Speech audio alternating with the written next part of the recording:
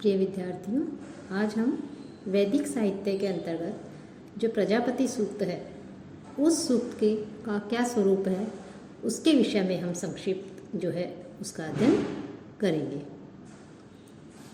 कि ये प्रजापति सूक्त भी ऋग्वेद के 10वें मंडल से लिया गया है। कुल मंत्र इसमें 10 हैं। इसके देवता कह या प्रजापति हैं, ऋषि हिरण्यगर्भ हैं और इसमें त्रिष्टुप छंद का जो है वो प्रयोग किया गया है।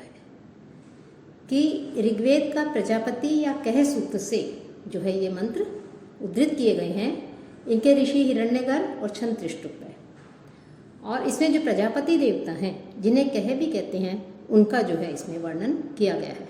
प्रजापति अमूर्त देवता है, वह अध्यात्म और दर्शन के क्षेत्र है उस क्षेत्र से जो है विशेष संबंध रखते हैं। कि अध्यात्म और दर्शन ये दोनों ही जो है अत्यधिक जो है विशेष जो है ये क्षेत्र हैं और इन क्षेत्रों से जो संबंध रखते हैं वो जो है प्रजापति देवता माने गए हैं। ऋग्वेद में यद्यपि हम जब ऋग्वेद का अध्ययन करते हैं तो उसमें हमें प्रतीत होता है कि उसमें अनेकों देवताओं का जो है वर्णन किया गया है, लेकिन उन सभी देवताओं का अंतर्भाव जो है वो किसमें होता है, एक सत में अंतर्भाव जो है उनका माना गया है। और ये जो एक सत है, इस सत को ऋग्वेद में प्रजापति नाम जो है उसे दिया गया है। कि हिरण्यगर्भ प्रजापति सूक्त के जो पहले 9 मंत्र हैं उसमें इस देवता को, प्रजापति देवता को किम इस सर्वनाम से जो है निर्दिष्ट किया गया है और बताया गया है कि ये जो गुण, अनेक गुणों का वर्णन किया गया है, शक्तियों का, क्रियाओं का वर्णन किया गया है और कहा गया है कि इन गुणों, शक्तियों और क्रियाओं आदि से युक्त देवता कौन है।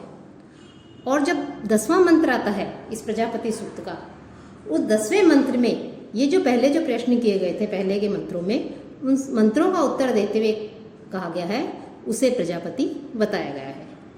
और आगे चल करके कालांतर में कह जो है वो प्रजापति का पर्याय बन गया। और इसमें जो ये जो प्रजापति सूक्त है इसमें इसके जो मंत्र है उसमें हमें कस्मै, यह प्रश्नवाचक या जिज्ञासा जो है ये इसमें ये शब्द मिलता है।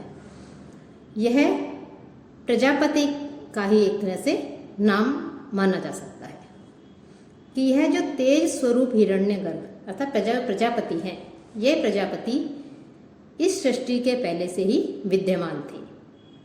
उन्होंने सर्वप्रथम, वो इस सृष्टि से पहले जो है सर्वप्रथम उत्पन्न हुए और उत्पन्न होकर के जो है इस पृथ्वी के वो स्वामी बने। और जब उनकी इस सृष्टि रचना में पंचभूत उत्पन्न हुए तो वह उनके अधिपति हो गए और वही द्युलोक और पृथ्वीलोक को धारण करने वाले हैं। सभी उनके वश में है। अमरता, यहाँ तक कि जो अमरता और मृत्यु है वो भी उनके वश में, उनके अधीन माना गया है। प्रजापति आत्मिक और शारीरिक जो बल हैं उन बलों को भी वो देने वाले हैं। सभी उनके वश में रहते हैं। ये चराचर जगत व पशु पक्षी जितने भी हैं उन सभी के वो स्वामी, उनके जो है वो स्वामी माने गए हैं। सभी देवता भी उनके शासन में रहते हैं। उनके आश्रय में अमरता मिलती है और उससे विमुख होने पर दुख ही दुख या कह सकते हैं हम मृत्यु की प्राप्ति होती है। जो प्रजापति देवता है वो प्रजापति देवता इस चराचर जगत के पशु पक्षियों के, समस्त प्राणधारियों के या विविध चेष्टाएं और गतियां करने वाले तथा 2 पैरों वाले और 4 पैरों वाला ये जो जगत है इस जगत के नियंता या जो उसके स्वामी माने गए हैं। समस्त हिमाचल पर्वत जो है वो और नदियों के साथ जो समुद्र है उनकी महिमा को भी प्रकाशित करते रहते हैं। अर्थात हिमालय, नदियाँ, समुद्र आदि भी जो है उनको देख करके भी हम उनकी महिमा का जो है के विषय में सोच सकते हैं, तो उनके महत्व का वर्णन करते हैं। उन्होंने पृथ्वी, आकाश, जल, सूर्य आदि को बनाया। साथ ही आकाश, पृथ्वी, सूर्य आदि जो है उन्हीं की शक्ति से जो है वो प्रकाशित है। कि उन्होंने द्युलोक, पृथ्वीलोक, स्वर्गलोक और जो लोग हैं नरक लोक आदि, इन सब लोकों को दृढ़ रूप में स्थापित तो किया ही, साथ ही उन्होंने अंतरिक्ष में लोकों और जलों का भी निर्माण किया।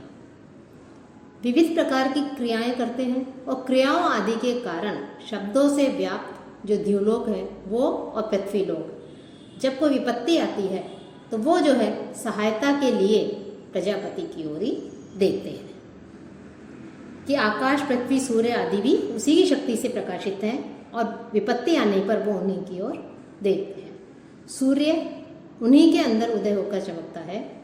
जब सृष्टि के लिए विकसित किए गए जो सबसे मूल जो तत्व जल है, वो जल जो है विस्तृत हो, सर्वत्र व्याप्त हो, और अग्नि जो है उस अग्नि को जब वो उत्पन्न कर रहे थे तब भी ये जो प्रजापति हैं, यह प्रजापति ही देवों के एकमात्र आधारभूत प्राण माने गए हैं कि आधारभूत जो है वो प्राण थे।